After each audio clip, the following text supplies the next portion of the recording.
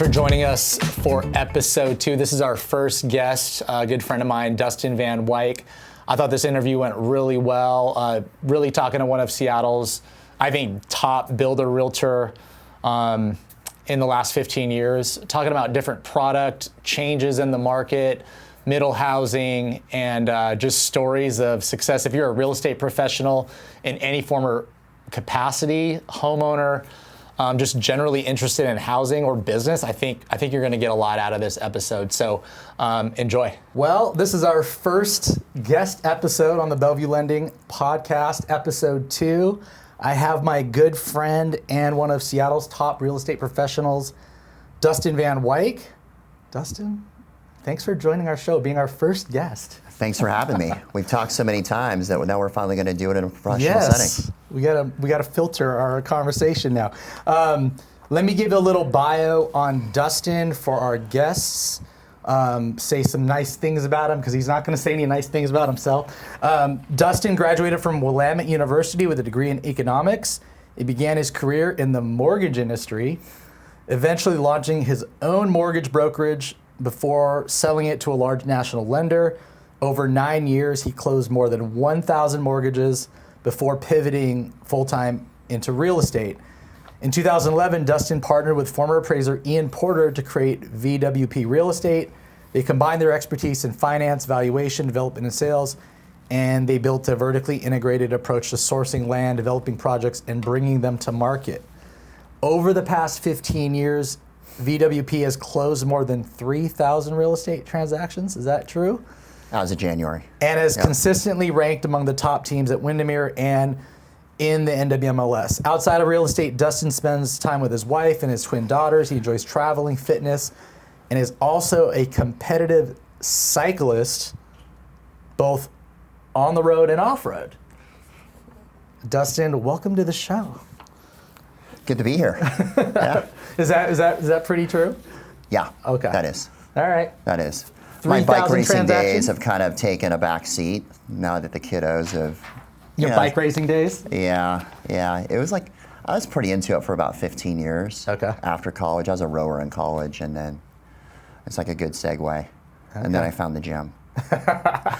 What, now, 3,000 transactions is like, over 15 years is like 200 deals a year. Yeah. So it's like funding a deal every business day. And on certain years, it's like funding a deal every calendar day. Effectively, yeah. I think in 21 or 22, we did like 339. Yeah. So almost one every day. Which we know what that's like in the lending industry to fund, but selling a house is much, much more difficult. Yeah. Than doing a loan, and you are involved in the design and the construction of most of these homes. Maybe not all, but design and construction of a large majority of these houses. That's right. I mean, it's going to be challenging to do that kind of volume if you're a typical resale broker. But us, I mean, we create our own inventory effectively, right? We're not having to chase deals. We chase land, but we're not having to chase the house, right? So us with our builder partners are go ahead and create that inventory. Because otherwise there's no way you can do that volume effectively without that. We'll get back to the volume, but I wanted to go back in time, and we'll talk about the 3,000 transactions, but I wanted to go back in time, and I don't think I've ever talked to you about your childhood, your formative years, like where you grew up, and if there's a little story, a defining story, experience, or a moment as a kid that really shaped kind of like, there was like a moment. Now, let me give you an example. So my wife is a very kind of smiley, extroverted person. She used to be really shy.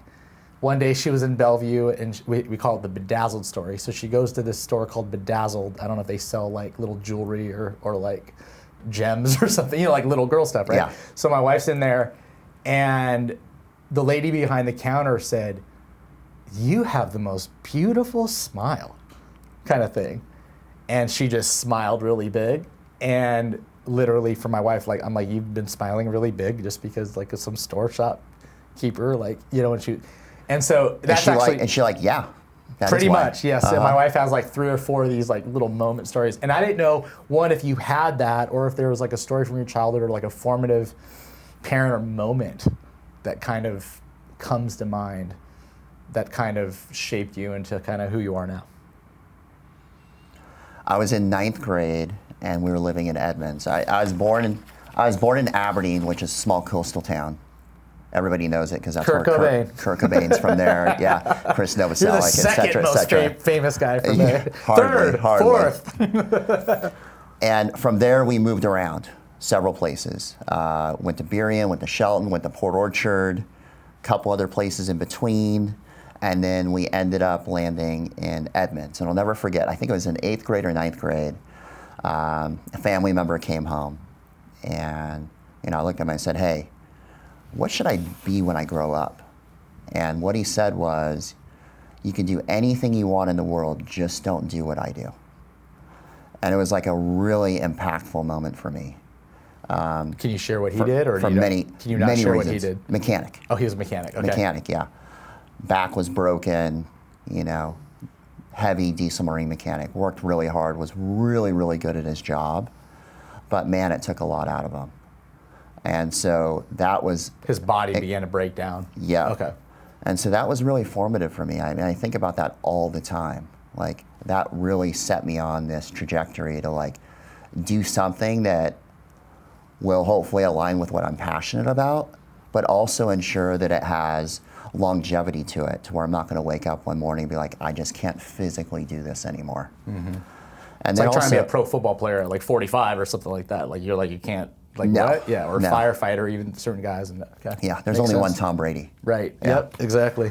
So, and I'm not an N of one by any means. So, So a little bit about Willamette College, and then after college, jumping into the mortgage industry. Is there some stories about that, or what was your mindset back then? I didn't really know. I just knew that I wanted to go to college. I wanted to get educated. And then there, I felt like I was going to figure it out. Honestly, in college, I didn't really figure it out, right? I was a good student. What happened was, in the spring and summers, I had some really good friends that lived out in Montana. So I ended up being a whitewater guide and fly fishing guide in the spring, summers. And then after graduation, I hung out there for a little bit longer. And a couple things really stuck with me. Number one was, I'm really good at selling.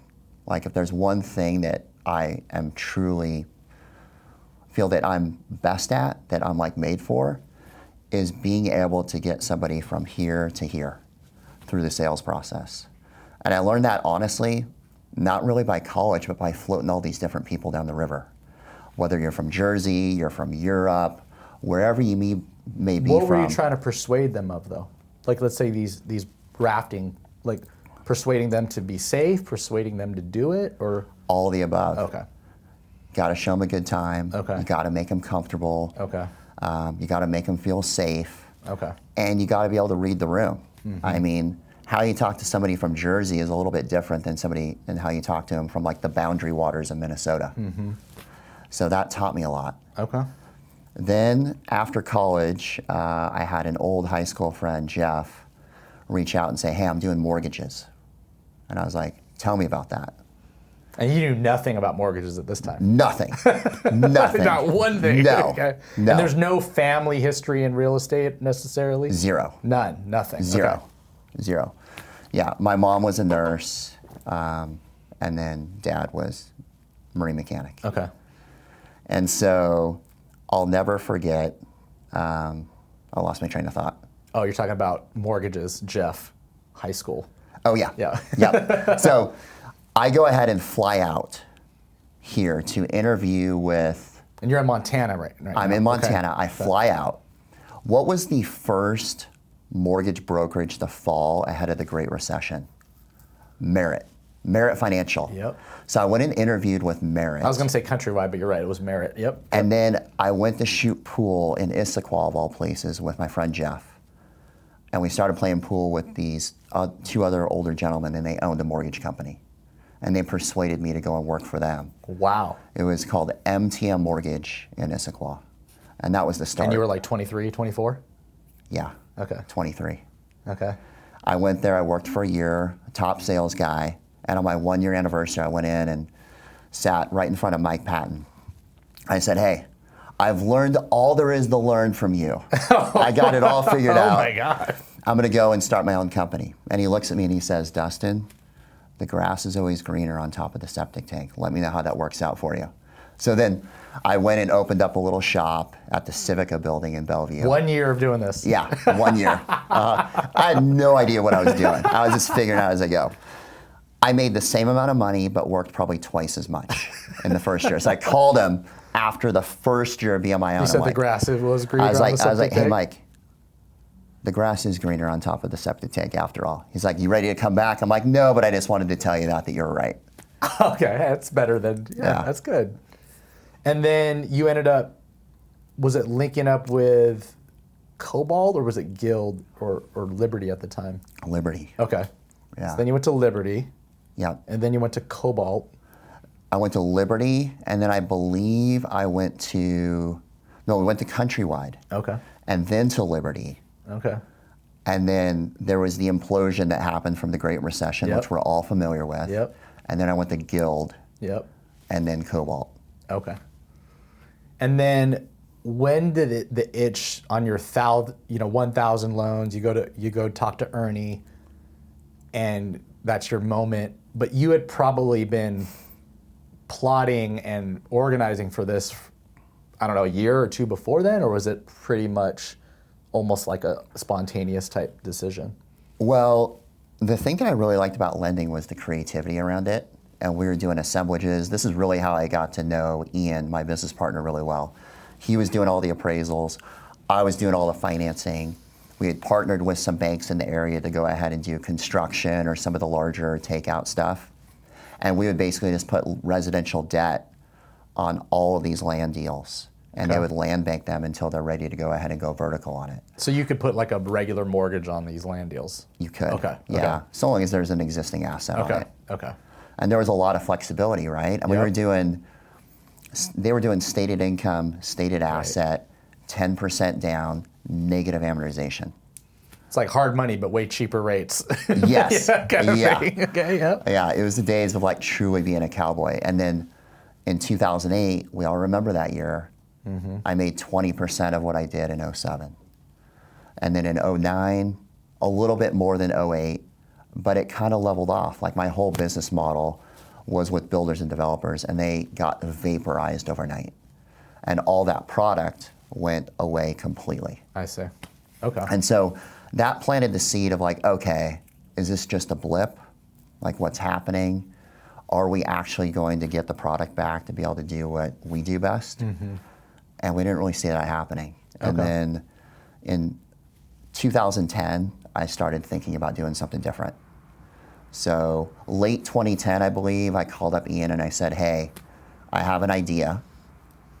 So we meet at Milagros in Kirkland. And I said, look, the fundamentals are all broken. I have hundreds of people calling me saying they want to short sell their house because they're underwater 20, 30, 40, even 50%. Also, you can buy today a house for 400 grand when just the sticks up construction costs 600. Right.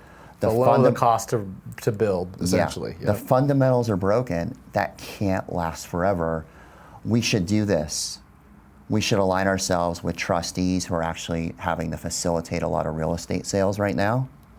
And when the market turns, this dirt is going to be literally dirt cheap for all of our builders and developers. And that's what we did.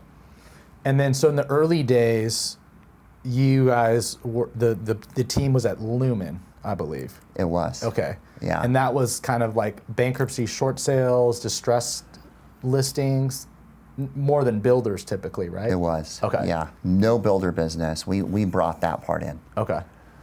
And then before we shift, with all the time doing financing, I feel like gives you an advantage putting together deals that a lot of other people in real estate don't necessarily have because they don't have that background. One, what are some of the things that you bring in? What are a few of those things that you kind of wish people understood about financing, whether they're builders, clients, just different people you work with, that you're bringing to the table? Yes, you're a real estate agent, but that they probably miss, but that you picked up from the early part of your career. Well, when we first got into it and we were doing all these workouts with banks, like if you know how to put a loan together, you know how to take it apart. Okay. And I think that's a really unique skill set. Just like you could easily do that as well. Let's hope that, those days never come again. Because you know how lenders think, essentially? You know how lenders think. Okay. You understand, like, how do they qualify? And then on the other side of the coin, how do they not qualify? And so you'd be able to go ahead and just underwrite any deal, whether it's a bankruptcy deal, whether it was a short sale, and know, okay, is this something that's going to qualify for the Obama program at the time? Is this going to qualify for a short sale? Are they going to go ahead and release them from the personal guarantee, or are they actually going to allow the debt to be written off? Yep. Are they going to get a big 1099 where they're going to have a big taxable event, or is that not going to be a circumstance that they have to be concerned about? Right. And so all of those things, your traditional real estate broker just had no idea. Right. And so when we went and we sat down with trustees in King County, they're like, you guys get it. You have the valuation side, which was really, really challenging. Yep. And then you also have more of like an analytical position Yep. to actually get these things done. Yep. Because when we were going, I mean, I was waking up at 4 o'clock in the morning, which is even earlier than I get up today. And I was calling the East Coast. I was the first person to call. And I was negotiating the terms out with all the banks on the East Coast. Then we were going ahead and getting a court order prepared by the trustee and blessed by the judge. And then we were listing these things for sale. Okay.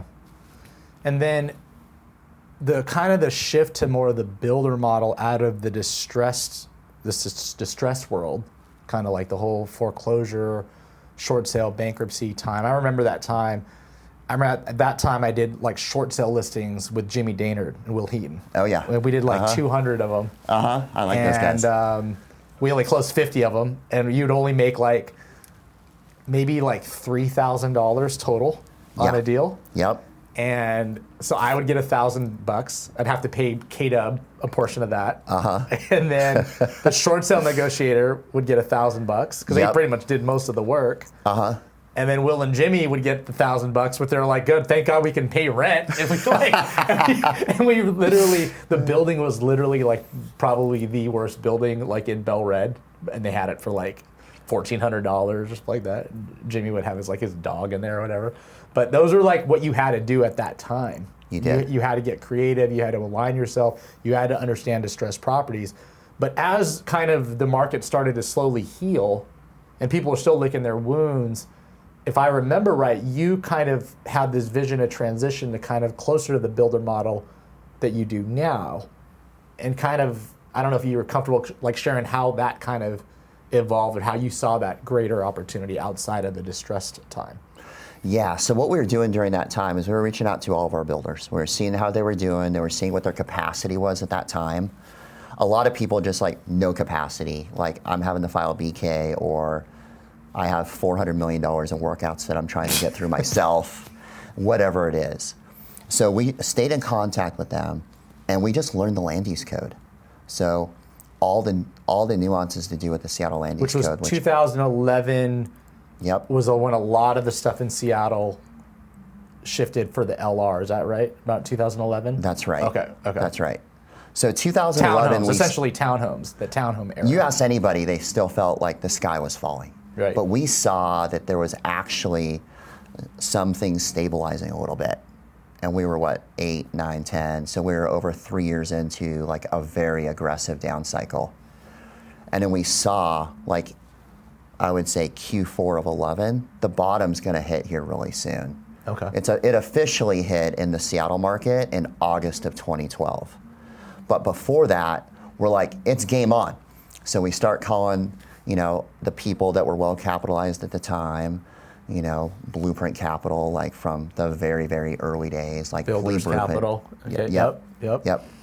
Okay. So did you have to get a whole new set of builders because the initial set were all still working through their problems or gun shy?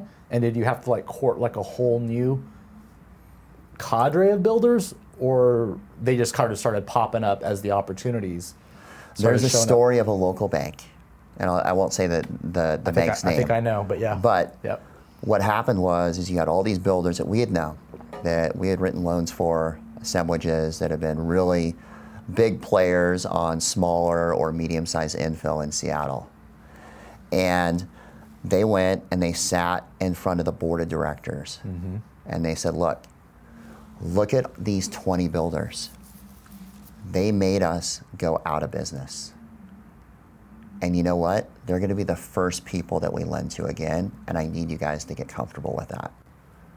So it was a major reset. Like people And they were got really, that message through? yeah, people were super like realistic and pragmatic. Like, look, these guys have the skill set. This is a black swan event that crushed everybody and everything. To sit there and say They didn't that, lose all that knowledge. yeah. Now they don't have any money right now. But all the knowledge of building homes, that didn't go away. We know, like, these guys have always been honest. They've always showed up. They've built a good product. They have a great reputation, and they're going to want to stay in the business. Why can't we take that business again, right? This isn't one-off. Everybody's in it together. And so we heard that. We're like, game on, right? So like, here's 20 deals, right? We're teeing them up for these builders. And they're like, okay, here's an 8-unit site in North Beacon Hill. And it was like $220,000 for the lot, which was bananas, right? Now it's... But you still had to sell that at that point, huh? Yeah, we still had to sell it. You still had to sell that, right. And we're like, okay, we're gonna do 2 starts at a time. I'm like, what do you mean? They're like, To limit risk. Okay, yeah, we're gonna phase in. I'm like, how are you gonna phase in attached townhome product? They're like, no, you have to detach them, right? So you're not gonna get the total yield that you want for the site, but we're gonna phase it in. And then based on the market and performance. So instead of getting 8, you're getting 6 or 4? Yeah, like 7. Okay. I think we got like 7. And so then we would phase it in. So we thought we were gonna go from like 0 to, 300 units in the pipeline, but it was actually a lot slower than that at the beginning, just because the banks weren't comfortable. Rightfully so. Rightfully so. They wanted to let the rope out slowly because They they were did. coming out. Okay. They did. And then, early days of VW&P, what was it like? Is there a story? Like, what was the team like versus now? Like, do you remember, like, what was like you and Ian's mindset, or like where were you located? Like that, is there like a kind of a vibe or a story of that time? Early days. So I always tease Ian. By the way, my parents live in Spokane, so before I tell this story, I just want everybody to know, like, I love Spokane. Like, we have a place in northern Idaho. So Now I'm gonna shit on Spokane. Okay. yeah, we are a little bit. No, more Ian than anything. Okay.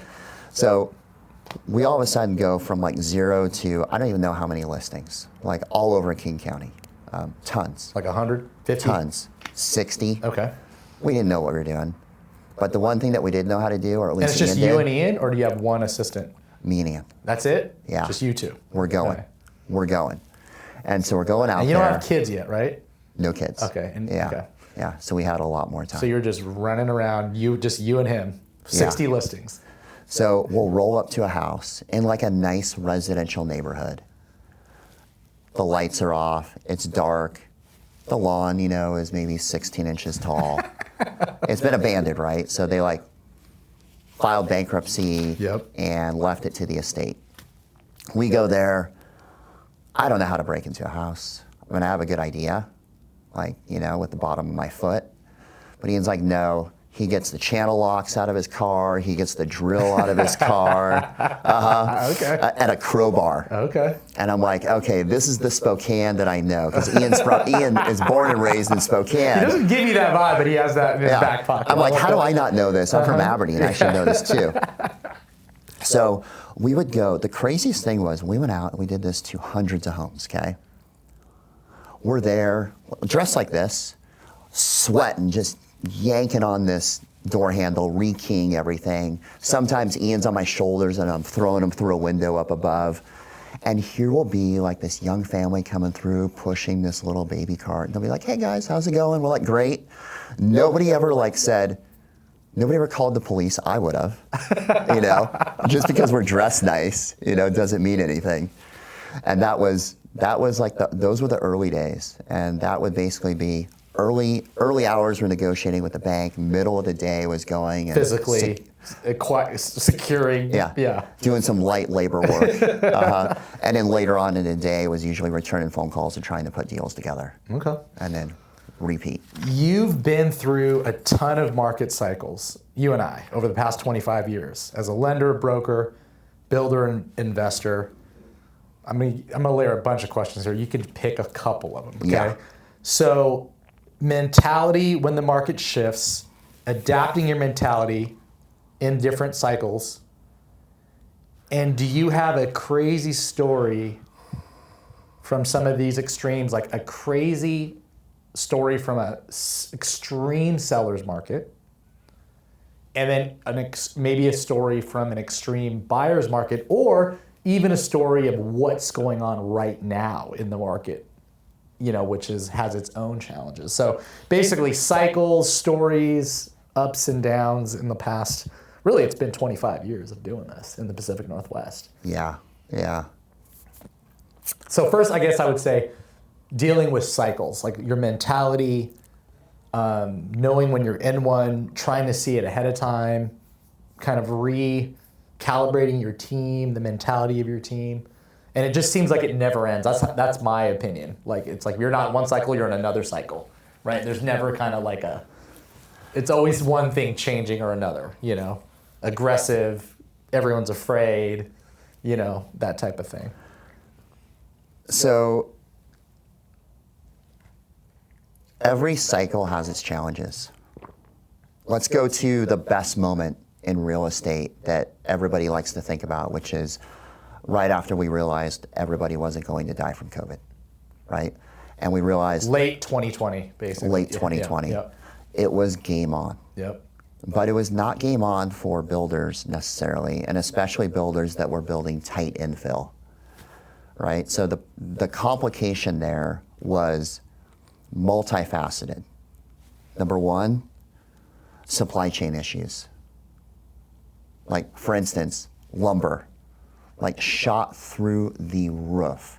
Material costs shot through the roof. Just some were warranted, some just because. They could price gouge at that point, yeah. Labor cost shot through the roof. The quality of the labor was really challenging. Managing your sites was incredibly difficult because of the things you had to do because of COVID. This is basically when you're saying the lenders started opening up, but there was still, the vaccine wasn't out yet. But people were just kind of going back to lending and operating. Okay. Yeah, Yep. Okay. Yep. And look, I mean, these people had construction loans out, right? Our builder partners, we did. Can't just sit there. So you would go by sites and you're like, why is there all this construction paper on all the windows? I'm like, I have no idea. They're doing something. They might be doing something in there, might not. Like, they were just doing what they could to absolutely survive. So take that market where, like on the east side, it seemed like values were going up 20% every 60 days. Yep. Right? Mm-hmm. Or just within one offer, right? Mm-hmm. Offer 1.2, it sells for 1.6. Yeah. Okay. Retail. Yep. And you see that. And what does that do? That really pushes up land prices. Our values went way up too, not to the tune of what you would see with like a resale single family home with a nice backyard, but even townhomes, even small efficient single family product infill in Seattle was going up, not nearly at that rate. So what does that mean? That means that we're probably making a good profit on the current product. But it also means, because you need to keep your pipeline full, that when you're re-upping for new land deals, I'm pulling on comps today, and you're buying land at the very, very peak. So your concern is, I need to put some hay in the barn, because you gotta reload. If we have a retraction downstream next year, 2 years, whatever it may be, you gotta be ready for that to be able to move through the inventory. Now, in the townhome game, from 2011 to 2017, it was amazing, right? Infill product, townhome product. Everything sold. Builders made money, typically. Everything sold. Yeah. You could get sloppy with your pro forma and your costs, because by the time you built, values were up 25%. So even if you're 15% over budget on cost, it was still well over a 20% deal overall. And everybody was happy, Yep. right? Whereas now you have to be really, really on your game. So for the current environment, there'll be one last question, we'll go to break. So in Yep. the current environment, right now, we went to a war about a month or two ago. We have this AI shadow, I guess. And you and I are doing all this incredible stuff with AI that we like, but at the same time, we also know that AI is this kind of ghost kind of hovering over jobs, right? So in the current environment in the spring, and you could even talk about Seattle versus the East Side, what have you seen just even in the last kind of like 2 months? And then what kind of conversations are you having with either retail clients or builder clients or whatever you feel comfortable sharing? So there's always two sides to every coin. So let's push aside the one side that's actually performing pretty well. If you have a single family home that will work for a family of 3 or 4 with a yard that works, a garage, and you're priced in Seattle under 1.5, or you're priced on the East Side probably under 1.8, maybe even lower today, there's multiple offers because the buyer pools have all gotten compressed. That's where you have to go to if you're newer into the market, and that's what you're now having to go down to because we don't have 2.5% rates, they're 6.5. And in fact, today they might be a little bit higher because the 10-year is 4.5 today, right? Right, yep. So, and then what else? With respect to like new construction, what are the challenges that we're seeing? The number one killer, I think, for being able to be successful in this space is certainty. Now, nothing is ever guaranteed, but we've actually had this idea that rates are coming up, now they're going to continue to come down. Material costs were super volatile, they're high, now hopefully they'll come back down. One thing that's happened is your absorption rate was in 22 like 7 days, and now it's very easily 45 days.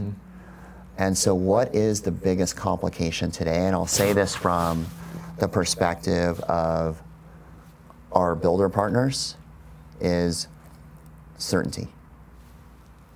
We want construction costs to be steady. We want labor costs to be steady. We want interest rates to be steady. I'd rather have them steady at 6.5 than being volatile between 3 and 7, right? Or 3 and 8. I just would. So you can plan. So you can plan. Yep. Here's your buy box. Yep. Here's the pro forma that we can really rely on in the future to go ahead and make the return that we have to make. So it's not just being low, it's being stable and predictable. That's right. You right. can plan around it, you can hire around it, you can budget around it versus not knowing that it can move in different directions. And the cost of debt is really not the concern today. It's how long you have to hold on to that debt.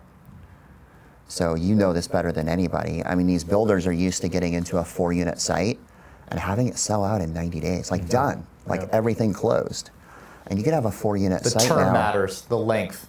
Easily 6 months. Yep.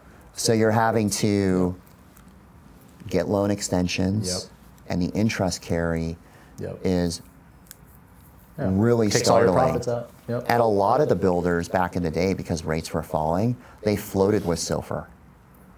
And so, right, it was definitely a rising tide in a very bad way. Right.